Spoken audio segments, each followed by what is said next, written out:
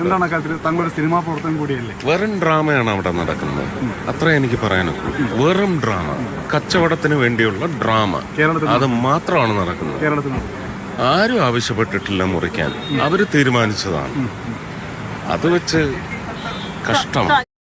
സുരേഷ് ഗോപി ഈ പറഞ്ഞ അഭിപ്രായത്തിനോട് 100% യോജിക്കുന്ന ഒരു വ്യക്തിയാണ് ഞാൻ. അതിന്റെ കാരണം എന്തെന്ന് ചോദിച്ചു കഴിഞ്ഞാൽ ഇതിന്റെ റൈറ്ററാണ്. അതായത് മുരളി ഗോപി എന്ന് പറയുന്ന വ്യക്തി അദ്ദേഹത്തിൻ്റെ ഏതൊരു നിലപാടിനെയും ശക്തമായി ആരുടെയും മുഖം നോക്കാതെ തുറന്നു പറയുന്ന ഒരു വ്യക്തിയാണ്. അദ്ദേഹത്തിൻ്റെ നിരീക്ഷണം, അദ്ദേഹത്തിൻ്റെ ഒബ്സർവേഷൻസ്, അദ്ദേഹത്തിൻ്റെ സ്റ്റാൻഡ് കൃത്യമായി പറയുന്ന ഒരു വ്യക്തി. എമ്പുരാൻ സിനിമ ഇറങ്ങുന്നതിന് മുന്നേ തന്നെ അദ്ദേഹം പറഞ്ഞ കാര്യങ്ങൾ പലതും അദ്ദേഹത്തിൻ്റെ ഇൻ്റർവ്യൂസ് നോക്കിക്കഴിഞ്ഞാൽ മനസ്സിലാക്കാൻ പറ്റുന്നതാണ്. ഈ സിനിമ സെൻസർ ചെയ്യുന്ന കാര്യങ്ങളെക്കുറിച്ച് അദ്ദേഹം ഇതിനേക്കാൾ മുന്നേ പറഞ്ഞിട്ടുണ്ട്.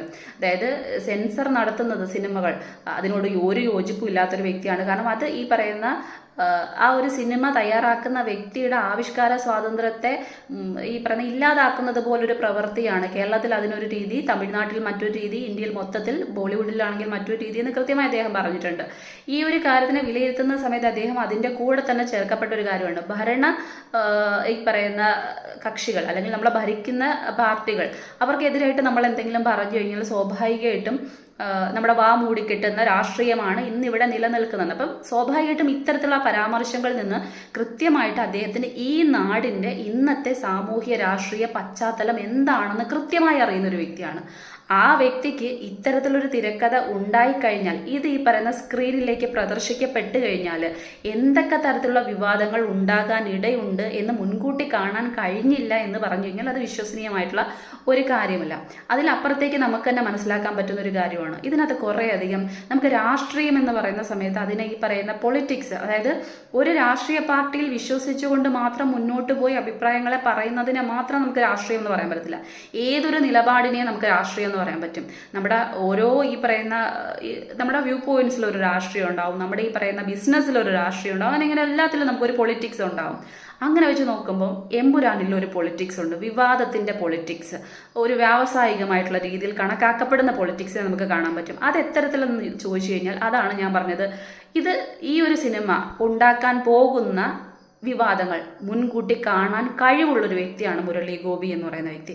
അപ്പോൾ സ്വാഭാവികമായിട്ടും ബാക്കിയുള്ളവരാരും അത്ര മന്ദബുദ്ധികളായിട്ടുള്ള വ്യക്തികളല്ല. അവരും ഈ പറയുന്ന ലോകത്തിൻ്റെ പോക്കിനെ കൃത്യമായിട്ട് അളക്കാൻ കഴിവുള്ള വ്യക്തികൾ തന്നെയാണ്. സ്വാഭാവികമായിട്ടും ഇത്തരത്തിലൊരു സിനിമ ഇറങ്ങുന്നതിന് മുന്നേ തന്നെ ഈ പറയുന്ന ബുക്കിംഗ് 2 ദിവസം കൊണ്ട് തന്നെ എത്രത്തോളം എത്തി എന്നുള്ള കാര്യം നമ്മളെല്ലാം അറിഞ്ഞൊരു കാര്യമാണ്.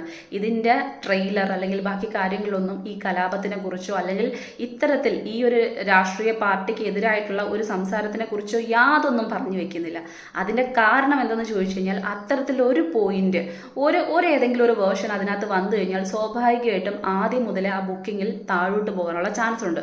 അപ്പോൾ സ്വാഭാവികമായിട്ടും അത് നല്ല രീതിക്ക് ഓക്കെ ആക്കുന്ന കാര്യങ്ങളാണ് ആദ്യത്തെ ഭാഗത്ത് ഉണ്ടായത്.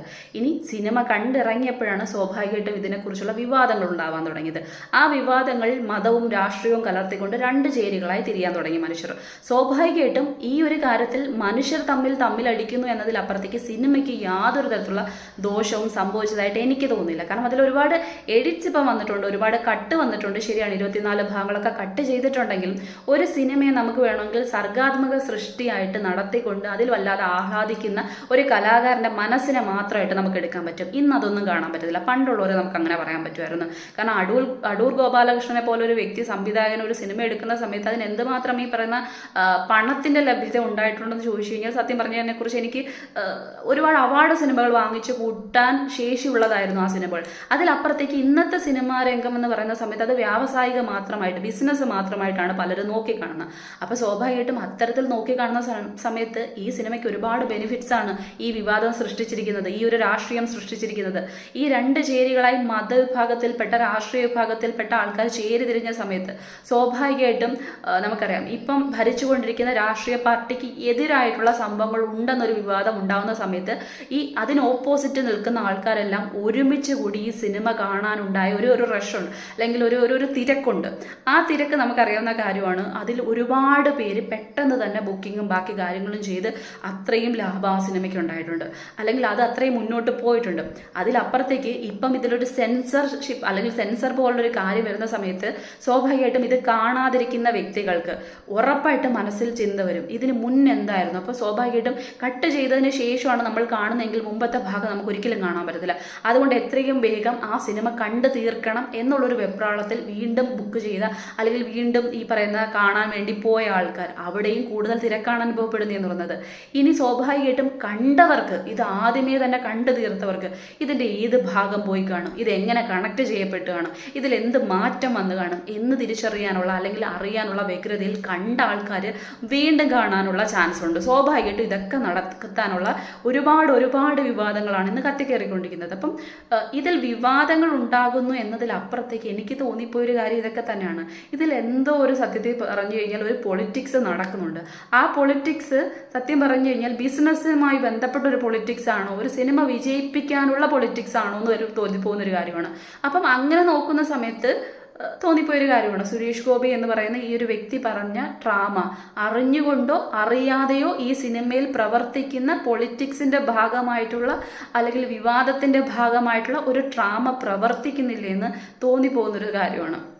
മേ ബി ചിലപ്പം തോന്നലാകാം. പക്ഷെ എന്തൊക്കെയായാലും ഈ വിവാദങ്ങൾ ഉറപ്പായിട്ടും ഈ സിനിമയ്ക്ക് കൂടുതൽ ബെനിഫിറ്റ്സ് ഉണ്ടാക്കി കൊടുത്തെന്ന് മാത്രമേ വിശ്വസിക്കാൻ പറ്റുള്ളൂ. കാരണം ഇത്രയും ദിവസങ്ങൾക്കുള്ളിൽ 200 കോടി ക്ലബിലൊക്കെ കയറുക എന്നൊക്കെ പറയുന്ന സമയത്ത് അതും ഞാൻ നേരത്തെ പറഞ്ഞതുപോലെ തന്നെ ലൂസിഫറിന്റെ 2ാം ഭാഗം, ഞാൻ ഇപ്പോഴും പറയുന്നു ഇതിനകത്ത് മതം രാഷ്ട്രീയവുമായി ബന്ധപ്പെട്ട കാര്യങ്ങളെ മുൻനിർത്തിയല്ല ഞാൻ ഇതിനെ നോക്കിക്കാണുന്നത്.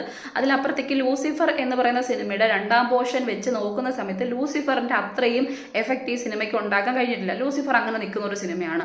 അപ്പോൾ സ്വാഭാവികമായിട്ടും അത് വെച്ച് നോക്കുമ്പോൾ അതിൻ്റെ താഴേക്ക് പോകേണ്ട ഒരു സിനിമ ഇത്രയും മുകളിലേക്ക് പോയിട്ടുണ്ടെങ്കിൽ അതിൻ്റെ പ്രധാനപ്പെട്ട കാരണം ഈ വിവാദം തന്നെയാണ്. അപ്പോൾ പലരും പറയപ്പെട്ടതുപോലെ തന്നെ ഈ വിവാദം മനഃപൂർവ്വം ഉണ്ടാക്കപ്പെടുന്നതാണോ അതോ ഈ വിവാദം ഏത് തരത്തിൽ ഉണ്ടാക്കി എടുക്കുന്നതാണോ എന്ന് പോലും സംശയം ഉണ്ടായി പോവുകയാണ്. കാരണം അതിൻ്റെ കാരണമാണ് ഞാൻ അടിവരയിട്ട് പറഞ്ഞത്, ആ വ്യക്തിക്ക്, ഇതിൻ്റെ റൈറ്ററിന് ഉറച്ച നിലപാടുകളുണ്ട്. ഏത് രാഷ്ട്രീയ പാർട്ടി ആയാലും, എന്ത് ഭരിക്കുന്ന പാർട്ടി ആയാലും, ഇനി അല്ലാത്ത പ്രതിപക്ഷ പാർട്ടി ആയാലും എന്തിനെക്കുറിച്ചും കൃത്യമായിട്ടുള്ള നിലപാടുകൾ ഉള്ളൊരു വ്യക്തിയാണ് ഈ പറയുന്ന മുരളി ഗോപി എന്ന് പറയുന്ന വ്യക്തി. അതിലപ്പുറത്തേക്ക് ഞാനടക്കം അല്ലെങ്കിൽ കുറച്ച് പേരെങ്കിലും വിശ്വസിക്കുന്ന ഒരു കാര്യമുണ്ട്, നമ്മളെപ്പോഴും ഒരു രാഷ്ട്രീയ പാർട്ടീനെ മാത്രം കേന്ദ്രീകരിച്ച് മുന്നോട്ട് പോകുന്ന ആൾക്കാരുണ്ട്. അതിലപ്പുറത്തേക്ക് നല്ലത് ചെയ്യുന്ന എല്ലാ രാഷ്ട്രീയ പാർട്ടികളെയും അംഗീകരിക്കുന്ന മനസ്സോടുകൂടി പോകുന്ന ആൾക്കാരുണ്ട്. അപ്പോൾ സ്വാഭാവികമായിട്ട് നമുക്ക് ഒരിക്കലും പറയാൻ പറ്റത്തില്ല നമ്മൾ വിശ്വസിക്കുന്ന ഏതെങ്കിലും ഒരു രാഷ്ട്രീയ പാർട്ടിയിൽ ഈ പറഞ്ഞ പങ്കെടുക്കുന്ന അല്ലെങ്കിൽ അതിൽ മുന്നോട്ട് പോകുന്ന 100% ആൾക്കാർ നല്ലത് മാത്രം ചെയ്യുന്നവരാണെന്ന് ഒരിക്കലും നമുക്ക് ഉറപ്പ് പറയാൻ പറ്റില്ല. എവിടെയെങ്കിലുമൊക്കെ തെറ്റുണ്ടാവും, ആർക്കെങ്കിലുമൊക്കെ തെറ്റുണ്ടാവും. ചില തെറ്റുകൾ പുറത്തു വരും, ചിലത് പുറത്ത് വരാതിരിക്കും. അപ്പോൾ സ്വാഭാവികമായിട്ടും നമ്മുടെ എതിരെ വരുന്ന തെറ്റുകളെ അംഗീകരിക്കുകയും അത് തിരുത്തി പോവുകയും ചെയ്യുന്നതാണ് ശരിയായ രാഷ്ട്രീയം, ശരിയായ പൊളിറ്റിക്സ് എന്ന് വിശ്വസിക്കുന്ന ആൾക്കാരും ഈ നാട്ടിലുണ്ട് സ്വാഭാവികമായിട്ടും. അപ്പം നമ്മളെ തിരുത്താൻ വേണ്ടി ആളുകൾ മുന്നോട്ട് വരുന്ന സമയത്ത് സ്വാഭാവികമായിട്ടും ആ തിരുത്തലിനെ അംഗീകരിക്കുക എന്നൊരു സംഭവമുണ്ട്. അതിലപ്പുറത്തേക്ക് അവർ പറയുന്ന പൊളിറ്റിക്സ് ശരിയല്ലെന്നുണ്ടെങ്കിൽ അതിനെ എതിർക്കുക എന്നൊരു സംഭവമുണ്ട്. ഇത് തന്നെയാണ് ഇവിടെ നടന്നുകൊണ്ടിരിക്കുന്ന കാര്യങ്ങൾ എന്ന് പറയുന്നത്.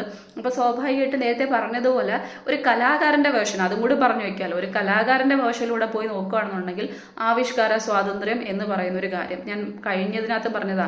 കുഞ്ചൻ നമ്പ്യാരൊക്കെ ഈ കാലത്ത് ജീവിച്ചിരുന്നെങ്കിൽ ഒരുപക്ഷെ എന്നെ ഈ പറഞ്ഞ ജയിലിൽ പോയി കിടന്നില്ല. കാരണം കുഞ്ചൻ നമ്പ്യാർ പറഞ്ഞിട്ടുള്ള സറ്റയറൊക്കെ ഇനി ആരെങ്കിലും പറയുമെന്ന് ചോദിച്ചു കഴിഞ്ഞാൽ എനിക്കറിയാത്തൊരു കാര്യമാണ്. കാരണം ആൾക്കാരുടെ മുന്നിലിരുത്തി അവരെ കൃത്യമായിട്ട് തൊലി ഒരുപ്പിക്കുന്ന അത്രയും ആക്ഷേപഹാസ്യം പറഞ്ഞൊരു വ്യക്തിയാണ് കുഞ്ചൻ നമ്പ്യാർ എന്ന് പറയുന്നത്. അപ്പം അതുപോലെ തന്നെ നമുക്കറിയാവുന്ന ഒരു കാര്യമാണ്, ഒരു കലാസൃഷ്ടി നടത്തുന്ന ഒരു കലാകാരൻ എന്ന് പറയുന്ന സമയത്ത് അവരുടെ ഒരു സംഭാവന കൂടി, അത് അവരുടെ ചിന്തകളാവും, അവരുടെ വ്യൂ പോയിന്റ്സ് ആവും, ആ സംഭാവനകൾ കൂടി കൂടിച്ചേർക്കുന്ന സമയത്താണ് ആ ഒരു സൃഷ്ടി എന്ന് പറയുന്നത് സർഗാത്മകമായി തീരുന്നത് എന്ന് പറയുന്നത്. അപ്പോൾ ആ സർഗാത്മകതയിൽ ആരെങ്കിലും ഒരാൾ ചോദ്യം ചെയ്യുന്ന സമയത്ത് സ്വാഭാവികമായിട്ടും അത് അംഗീകരിക്കാൻ ഈ പറയുന്ന അടിയുറച്ച വിശ്വാസമുള്ള ഒരു കലാകാരന് കഴിയാത്തത് കൊണ്ടാവാം മേ ബി മുരളി ഗോപി ഇപ്പോഴും തുറന്നടിച്ച് ഇതിനെക്കുറിച്ച് സംസാരിക്കാതെ സൈലൻ്റായി തന്നെ ഇരിക്കുന്നത്.